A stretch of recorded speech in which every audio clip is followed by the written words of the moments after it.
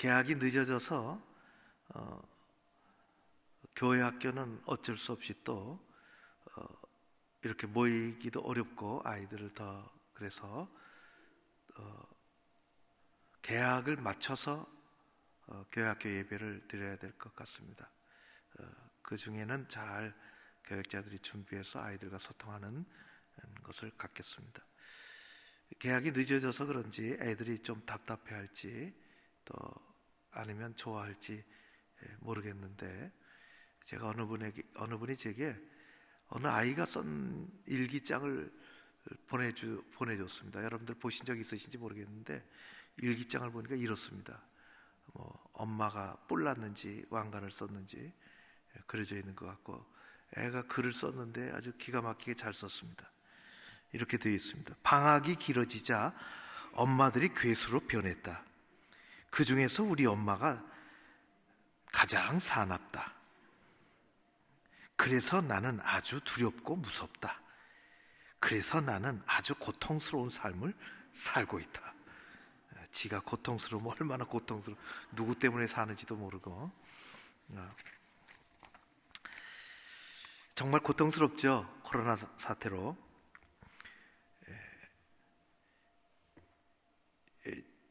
생각하면서 제가 코로나 바이러스하고 신천지 바이러스하고 닮아도 너무 닮았구나, 그런 생각을 하게 됐습니다. 어디다 글을 썼는데 제가 5가지를 이렇게 생각해 가지고 그렇지, 이렇구나. 첫 번째, 둘 다 우리 눈에 보이지 않는다는 것입니다.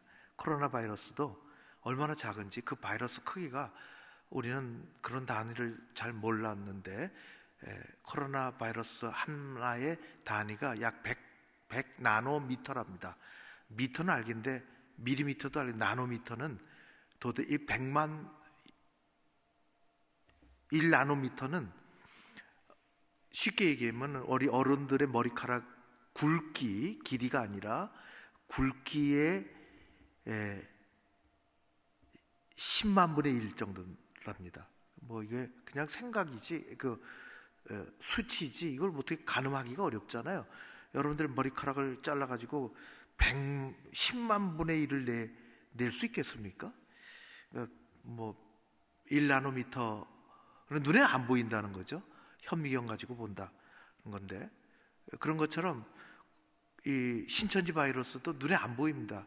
안 보이니까 얘들이 어디 가서 뭐 하는지, 지금 여기 떠 있는지 어떤지 잘 모르는 거 아니겠습니까? 그게 우리를 힘들게 하죠. 두 번째는 활동하는 게 눈에 띄지는 않는데 잘 들여다보면 화려해 보이기도 한다는 겁니다. 그래서 이름이 코로나 바이러스 아닙니까? 이름이 코로나라고 그렇게 되어 있어요. 혹시 마스크를 이제 장로님 마스크를 하십시오.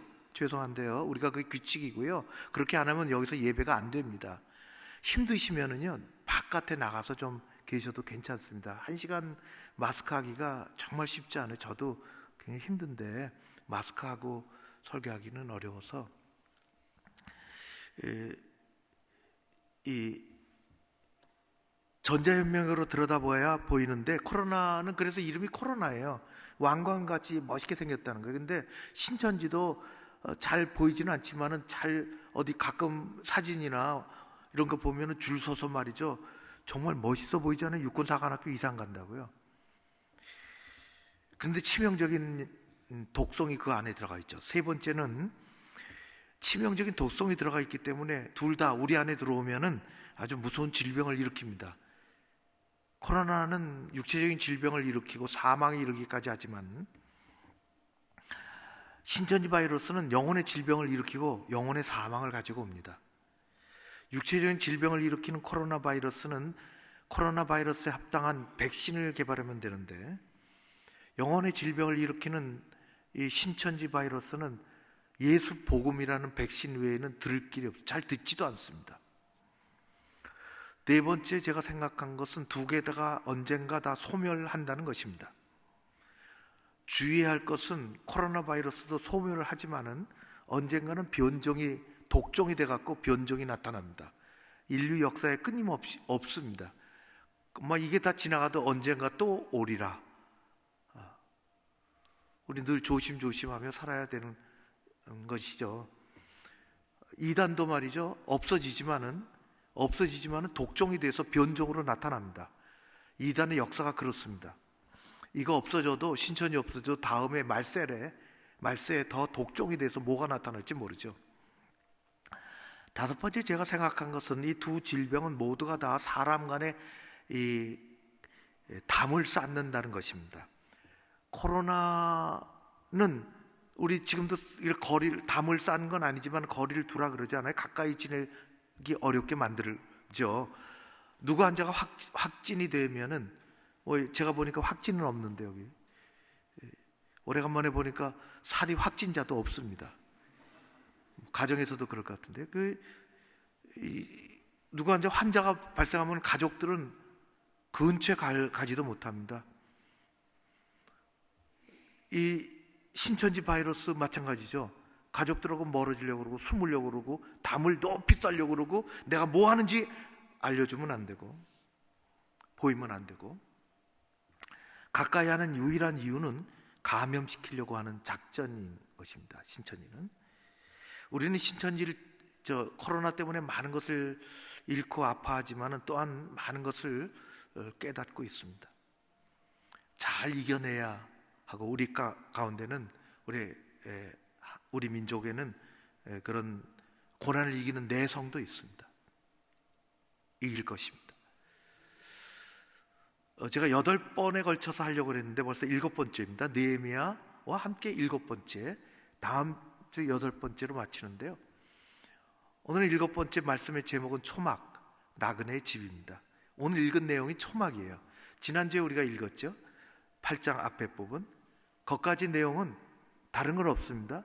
느헤미야라는 탁월한 지도자가 다 허물어져간 이스라엘 예루살렘의 성곽을 2.41km를 잘 쌓고 사람들의 삶을 안정시키고, 거기서 끝나면 아무것도 아닌데, 동시대 사람인 에스라 학사요 제사장인 이 율법을 제대로 배운 하나님의 종이, 이제 그런 사람들이 다 모여 있을 때 모아놓고 하나님의 말씀을 나무강단 위에서 전하기 시작했습니다.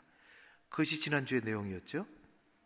그래서 엄청난 그 말씀을 6시간 가까이 부흥회를 하면서 말씀을 듣고 회개하고 하나님의 은혜를 힘입고 하나님과 관계가 회복되어지는 엄청난 사건이 일어났습니다.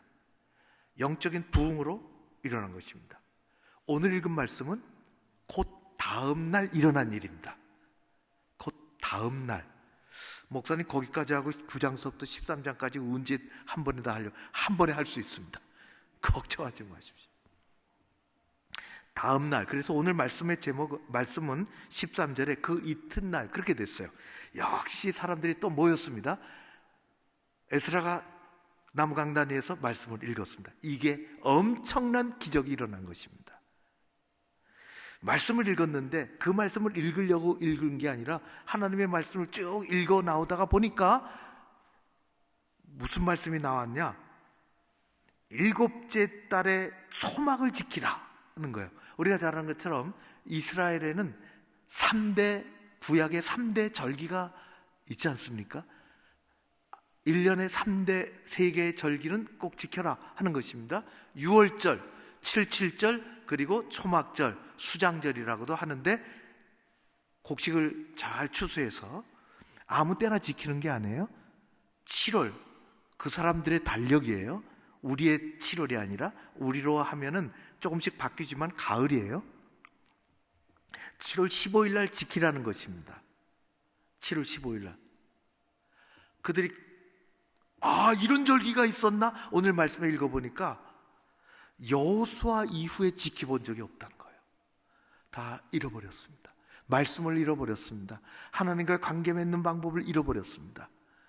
그런데 어제까지 엄청난 은혜를 받고 오늘 다시 말씀을 대하는데 초막절을 지키라는 것입니다. 7월 15일 초막절을 지키라. 7째 달 15일에. 그리고 알고 보니까 지금 에스라가 이 말씀을 읽는 그날이 7월 15일이에요. 일곱째 달. 이 큰 기적이죠. 아무 때나 지키는 거 아닌데, 그래서 에스라가 그들에게 말합니다. 자, 산으로 들러 가라. 그리고 초막절 이렇게 지키는 거다. 나무가지를 꺾고 풀을 베우고 나뭇잎을 가지고 와서 초막을 짓자. 자기가 다 벽돌집 이런 데서 살다가 다 나와서 어디다 짓느냐? 마당에다, 뒷마당에다, 거리에다가, 또 지붕은 우리 지붕하고 다르니까 지붕 위에 널따란 지붕 같은 나지막 그런 곳에 다 초막을 짓고 살라 하는 것입니다. 저들이 엄청 충격을 받았습니다. 바로 오늘이란 말인가? 그리고 저들은 초막을 짓고 일주일 동안 부흥회가 계속됐다고 했습니다.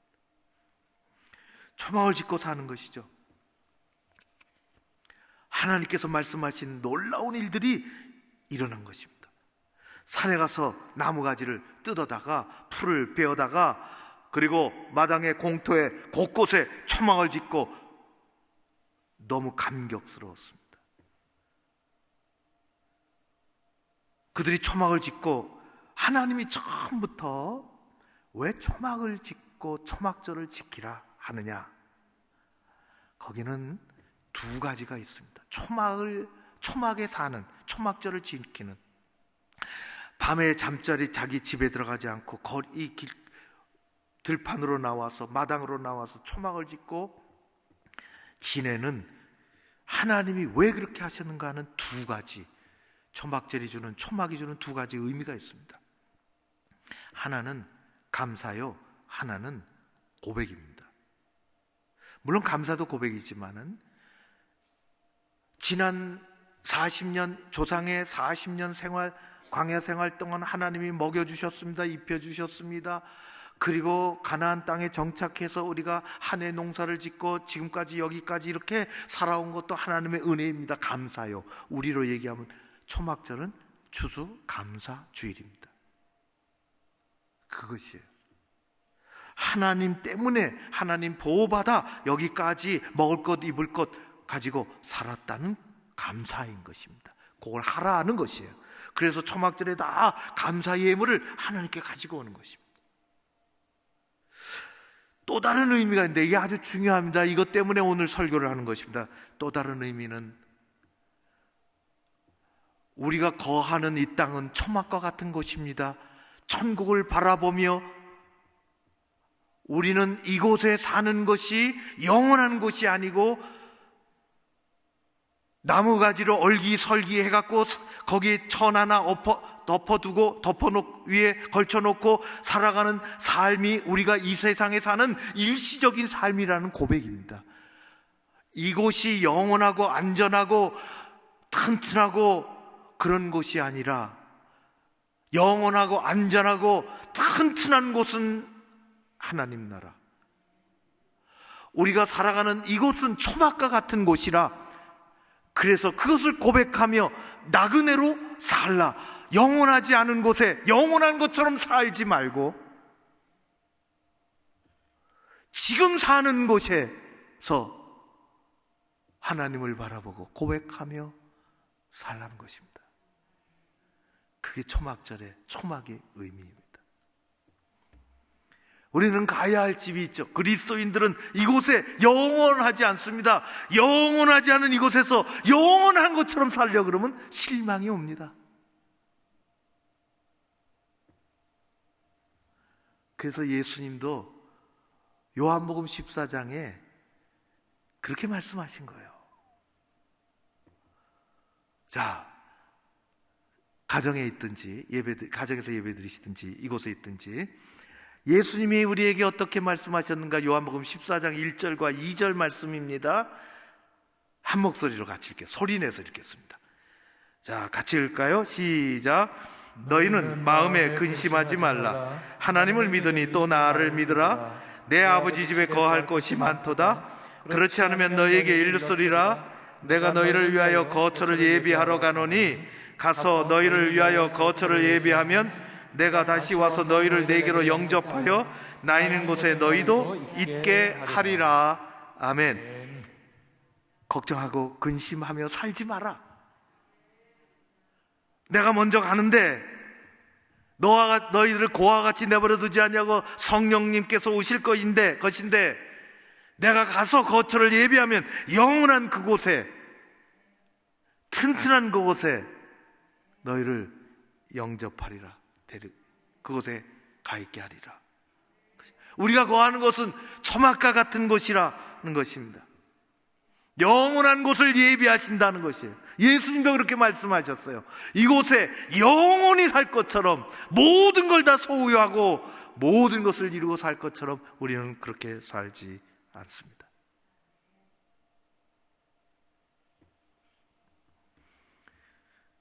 예수님은 산상수훈에서 그런 삶 속에서 믿음의 집을 튼튼하게 지라고 말씀하셨어요. 세상의 거친 물결에 쓰러져 가지 않도록 믿음의 집을 튼튼하게 지라고. 그 마태복음 7장의 산상수훈의 말씀입니다. 예수님이 이렇게 말씀하셨어요. 산상수훈 7장 24절. 이 말씀도 같이 큰 소리로 읽겠습니다. 시작. 그러므로 누구든지 나의 이 말을 듣고 행하는 자는 그 집을 반석 위에 지은 지혜로운 사람 같으리니 비가 내리고 창수가 나고 바람이 불어 그 집에 부딪히되 무너지지 아니하나니 이는 주추를 반석 위에 놓은 까닭이요. 아멘. 지혜로운 믿음의 사람, 믿음의 집을 튼튼하게 지라고. 이 세상 초막 같은 곳에 살지만은 우리의 믿음의 집은 누구도 흔들지 못하도록, 어떤 창수가 나도 뭐가 와도 흔들리지 않도록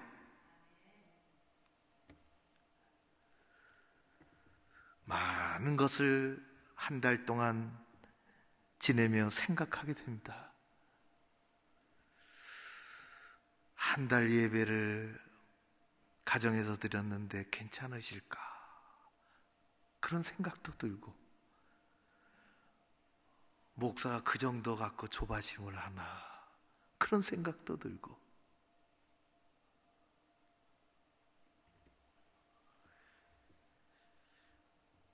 초막을 짓고 그들이 살았습니다. 엄청난 은혜를 받고 감사하며 이곳은 영원한 곳이 아니라 초막을 짓고 이스라엘 백성들이 마당에서 나무가지 얼기설기한 곳에 밤에 들어놓으면 하늘이 보이는데, 자기 조상 아브라함이 별과 같이 자식을 주겠다, 자녀를 주겠다고 한 하나님의 약속도표를 보며 생각할 것이고, 영원한 그곳을 보며 그들은 초막절을 지내는 것입니다. 하나님은 어디 계실까요? 하나님은 그 초막 안에 계십니다. 하나님은 그들과 함께 계십니다. 하나님은 지금 어디 계실까요? 나그네 생활하는 우리와 함께 하십니다. 이 땅에 초막같이 살아가는 우리와 함께 하시는 것입니다. 그래서 임마누엘이 하나님이십니다. 요즘 세상에서 뉴스 들으며 가장 많이 듣는 이야기가 말이 뭡니까? 사회적 거리두기라는 거예요. 사회적 거리두기. 사회적 거리를 두라. 2m, 3m 가까이 오면 좋고 감사하고 편안한 게 아니라 왠지 불편하고 불안하다. 그러니까 2m, 3m 예배도 같이 못 드리고 좀 멀리 떨어져서 이걸 두라. 사회적 거리를 두라. 참 그렇게 해야 되겠죠. 사람은 살아가면서 심리적 거리가 있습니다. 딸이 엄마하고 지내다가 시집 갔어요. 한 2달 만에 엄마한테 왔습니다. 너무너무 반갑겠죠. 그래서 소파에 앉아서 가지고 온 사과를 서로 깎아서 포크에 찍어서 엄마 주고 딸 주고, 그렇게 딸하고 엄마하고 앉은 거리가 얼마나 될까요? 야, 사회적 거리를 뛰자 그러겠습니까? 지금 2m, 3m 저리 떨어져서 그렇게 하지 않죠. 딱 달라붙어 가지고 말이지, 매겨주기도 하고. 심리적 거리. 그런데 며느리하고 시어머니는 그렇습니까? 그렇지 않죠. 가까이 있으면 불편해요. 좀 떨어져야 돼. 사과를 깎아놔도 이렇게 밀어놓고 말이지, 그래야 편해요. 이게 거리, 심리적 거리라는 겁니다. 심리적 거리. 에드워드 홀이라는 인류 학자가 있었는데, 미국 사람인데, 이 사람이 사람들이 살아가면서 편안한 거리가 얼마나 어떤 건가 하는 연구를 했는데, 4가지를 했어요. 4가지를 그는 정리했어요. 4가지는 이런 것들이에요. 첫 번째는 친근 거리가 있어요. intimate distance라는 거예요. 아주 친한 사람은 옆에 딱 붙어 있죠. 보통 한 15cm, 거의 옆에 있는 거죠. 숨소리 들리고. 젊은 애들 서로 좋아하고 사귀고 연애하고 그러면 이거 떨어져서 못 살아요. 딱 붙어야지. 그건 더한 거리지. 개인 거리가 있어요. 퍼스널 디스턴스. 이것은 일반적으로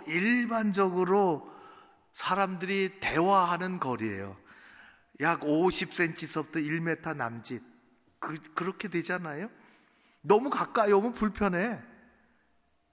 어디 백화점이나 어디 시장에 물건 사러 갔는데 말이지, 사람이 따라 붙어가지고 막 물건을 소개하는데 너무 가까이 오면 불편해. 좀 떨어져야지. 떨어지면 또 다가오고. 이 거리가 좀 있어야 되죠. 그 거리를 사회적 거리라 그럽니다. 소셜 디스턴스. 이것은 약 1m 남짓에서부터 3m 남짓까지를 얘기하는 거예요. 그만큼 떨어져라 그러는 거죠. 그만큼 떨어져라. 더 떨어지는 거리가 있어요. 퍼블릭 디스턴스라는 것이 있는데, 그것은 학교에서 선생님하고 아이들이 공부할 때는 선생님하고 애들이 거리가 1m 떨어져 갖고 공부가 되겠습니까? 안 돼. 그럼 이상하죠. 더 떨어져야 된다고요. 이만큼 더 떨어져야 돼요. 또 대중 연설할 때도 딱 옆에 놓고 연설이 됩니까? 안 돼요. 떨어져야 돼요. 쭉 떨어져야 되는 거예요. 다수가 모일 때는. 사람들이 요즘은 가까이 하기가 참 왠지 꺼려진다고요. 이게 오래가면 곤란하죠. 이 얘기를 들으면서 저는 그런 생각을 하게 됐습니다. 우리들의 사이는 얼마나 거리가 될까? 심적인 거리라고 얘기합니다. 나와 당신과의 심리적인 거리는 얼마나 됩니까? 한 10m는 될까요? 부부 사이의 심리적인 거리는 얼마나 됩니까? 정말 가깝습니까? 부모와 자식 간의 거리는 얼마나 됩니까? 가깝습니까? 교우들 간의 심리적인 거리는 얼마나 될까요? 사랑하는 성도 여러분, 여러분과 하나님과의 거리는 얼마나 됩니까? 얼마나 멀리 떨어져 있습니까? 아주 가깝습니까? 좋으신 하나님은 죄와 고난의 바이러스가 수도 없이 널려져 있는 이 세상에 우리와 거리를 두지 않기 위하여 외아들 예수 그리스도를 보내주셨습니다. 그것이 영적인 거리입니다. 죄인된 우리와 거리를 두시지 않기 위해서 오셨습니다.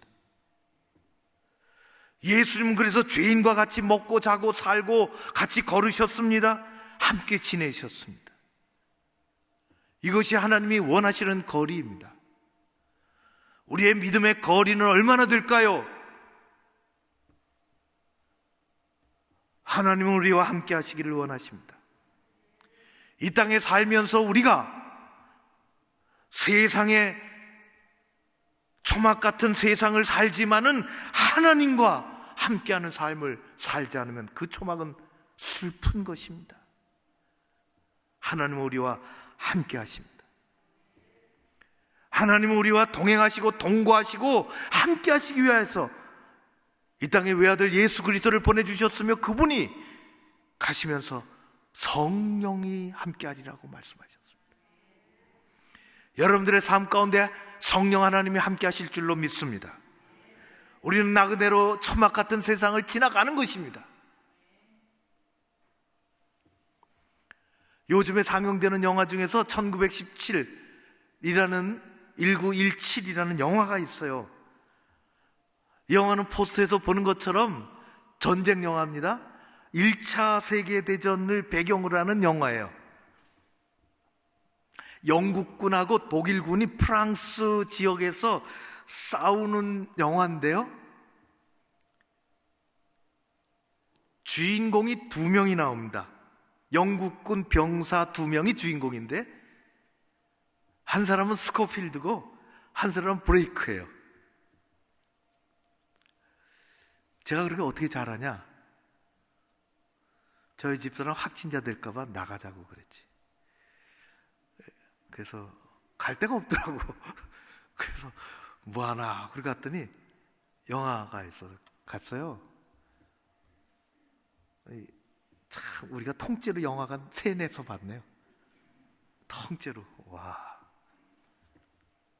1차 이 2 병사인데, 2 병사가 저 후방에 있는 장군에게 명령을 받습니다.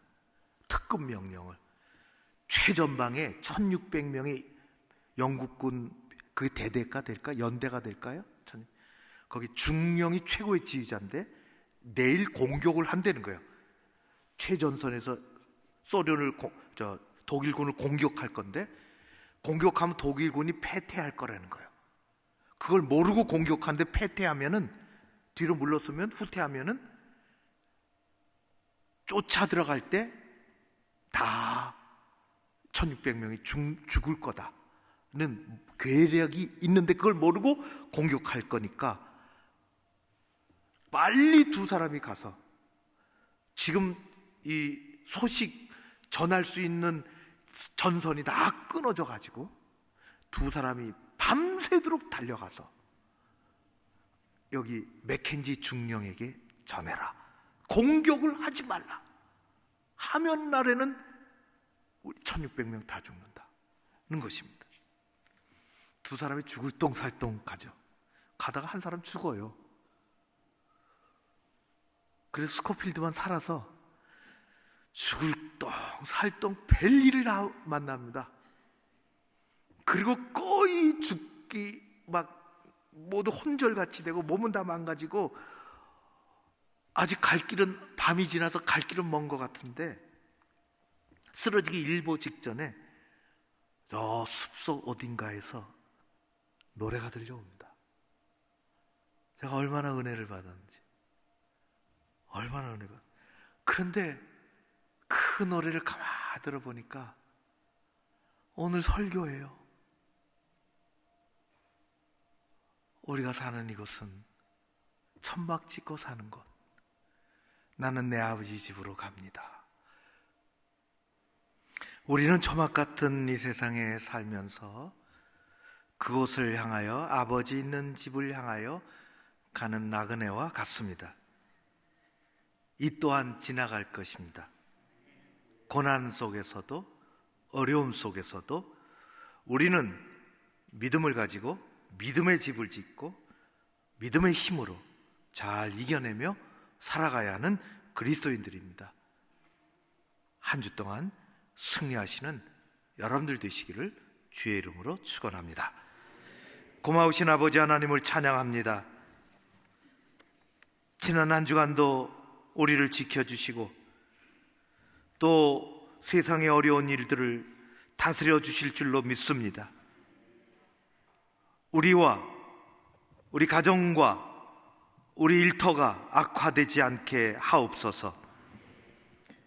우리 교회와 대한민국 교회와 지금도 어려운 교회들을 지켜 주시옵소서. 병상에 있는 연약한 자들과 코로나 바이러스 사태를 막기 위하여 동분서주하는 많은 관계자들을 기억하여 주시옵소서. 전 세계가 고통에 빠지지 않도록 우리 하나님 이 땅을 고치시고 겸손한 믿음의 삶으로 살아가게 하여 주시옵소서. 예수님 이름으로 기도하옵나이다. 아멘.